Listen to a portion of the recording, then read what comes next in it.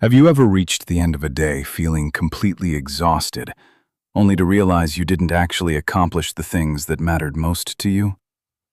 You went through the motions, you stayed busy, you responded to messages and put out small fires. But that one big goal you told yourself you'd work on today, it's still sitting there, untouched, waiting for tomorrow. And tomorrow, somehow, feels exactly the same as today. I know this feeling. Most of us do. You're not lazy. You're not broken. You're not falling behind because of some personal failure. You're just stuck in a cycle that no one ever actually taught you how to escape. And today, that changes. Here's the truth that took a lot of people years to genuinely understand. Time management isn't about squeezing more tasks into your day. It's about deciding, deliberately, which tasks deserve your most alive, most energized, most focused hours, and then protecting those hours like they are the most valuable thing you own. Because they are. The problem isn't that you don't have enough time. Most of us have more time than we realize. The real problem is that no one ever sat you down and explained that your attention is a finite resource, just like money, just like energy. And if you don't budget it intentionally, the world will spend it for you. And the world has countless ideas about how to use your attention that have absolutely nothing to do with your goals. Every notification, every trending video, every group chat, they are all competing for the same limited resource you have. The only question is, who wins that competition? And right now, for most of us, it isn't us. Let's talk about the first argument, and this one is going to challenge the way you've been thinking.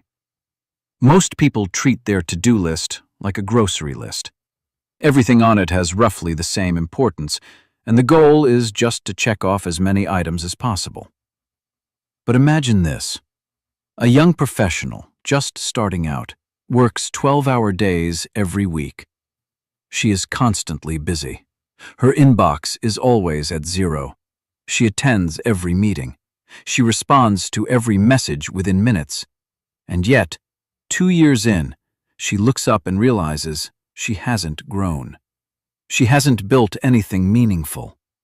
She's been optimizing for the appearance of productivity, while the work that would actually move her life forward sat at the bottom of the list, never quite urgent enough to reach.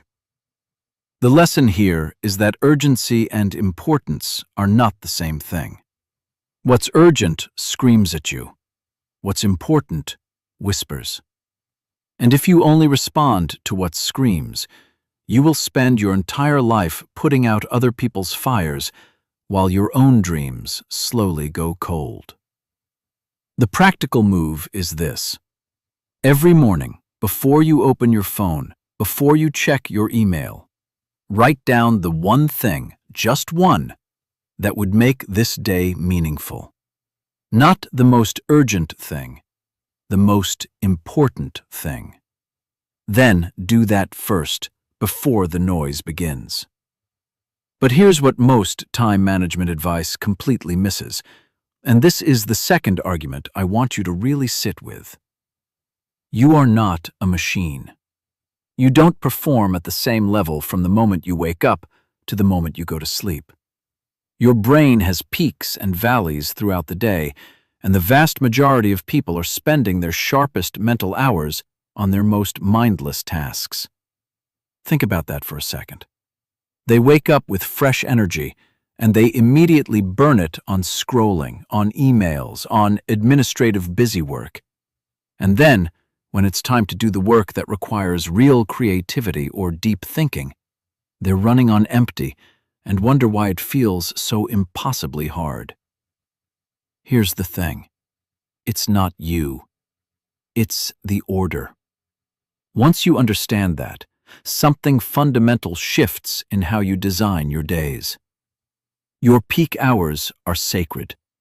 You need to identify when they are. For most people, it's somewhere in the first 3 to 4 hours after waking, and you need to guard them aggressively. No meetings during your peak hours if you can avoid it. No social media, no phone calls, no checking what other people need from you.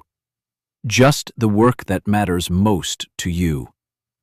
The rest of your day can handle the rest of your responsibilities. But those peak hours belong to your future, not to other people's requests. Now I want to tell you a story, because I think this will land in a way that pure advice sometimes doesn't. There was a guy, somewhere in his mid-20s, working a regular job, convinced he didn't have time to pursue the creative project he cared deeply about. He had real responsibilities. He had a commute. He had evenings that always seemed to evaporate into exhaustion and distraction. He told himself, and he genuinely believed it, that he would start when things calmed down, when he had a full weekend free, when life slowed down enough to give him a real runway. One day, almost by accident, he started tracking how he actually spent his time. Not how he thought he spent it, how he actually spent it. What he found stopped him cold. He was spending nearly 2 hours a day on his phone on things he couldn't even recall afterward. Not relaxing, not connecting with people he loved. Just consuming mindlessly, habitually. He didn't quit his job. He didn't overhaul his entire life. He just reclaimed 90 minutes a day from that fog and pointed them toward the thing that mattered most to him.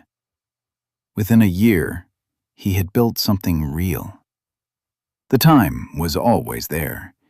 He just couldn't see it until he looked at it honestly. That brings me to the third argument, and it's probably the most important one. We talk about time management like it's a productivity problem, but at its core, it's an identity problem. The question isn't really, how do I manage my time better? The deeper question is, who am I choosing to be with the hours I have? Because your calendar is a self-portrait. It shows, with brutal honesty, what you actually value, not what you say you value, not what you wish you valued, but what you repeatedly choose to give your hours to. And here's the empowering side of that. If you don't like what you see, you can repaint it. Not all at once, but one deliberate choice at a time. Ask yourself right now, openly and without judgment, what is one thing you keep saying matters to you, but that hasn't appeared in your schedule in the last 2 weeks? That gap between what you claim and what you do, that's where the real work of time management lives.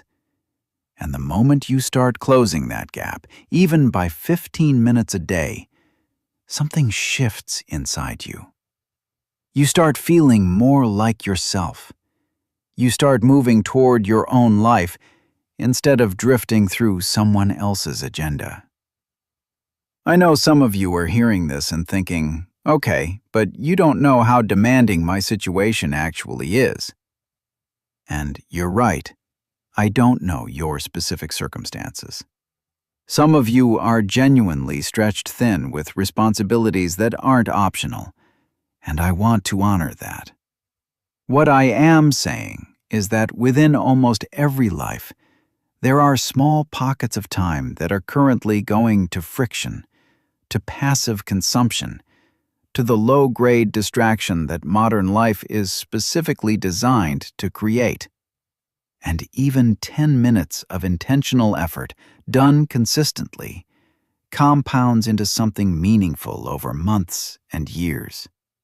We're not talking about a total transformation overnight. We're talking about one honest look at your day, one decision to protect something small but important, and one quiet commitment to repeat that tomorrow. That's how it starts for almost everyone who has ever truly gotten their time back. So here is the one thing I want you to do today. Not tomorrow, not this weekend when you have more space. today. Open your calendar, or a piece of paper, or your Notes app, and block out 30 minutes. Not to be productive in the conventional sense. 30 minutes that belong entirely to something you've been meaning to do for yourself. Name what it is. Give it a specific time. Treat that block like an appointment with someone you deeply respect. Because that someone is you. Your future self. The version of you who actually built the life you keep picturing when you let your mind go quiet. That version of you doesn't find time. They make it. Deliberately, imperfectly, and every single day. And every time you honor that appointment, you are becoming that person a little more. So start now. This is your first step, and it counts more than you know. If this video gave you something real, even one idea worth holding on to, I'd genuinely love it if you hit that like button before you go. It helps this content reach people who need it, and it lets me know that these kinds of honest, practical conversations are worth making more of. And if you want to keep building on ideas like this, subscribing means you'll be right here for what comes next. Thank you sincerely for spending your time with me today. Now go protect some of it for yourself.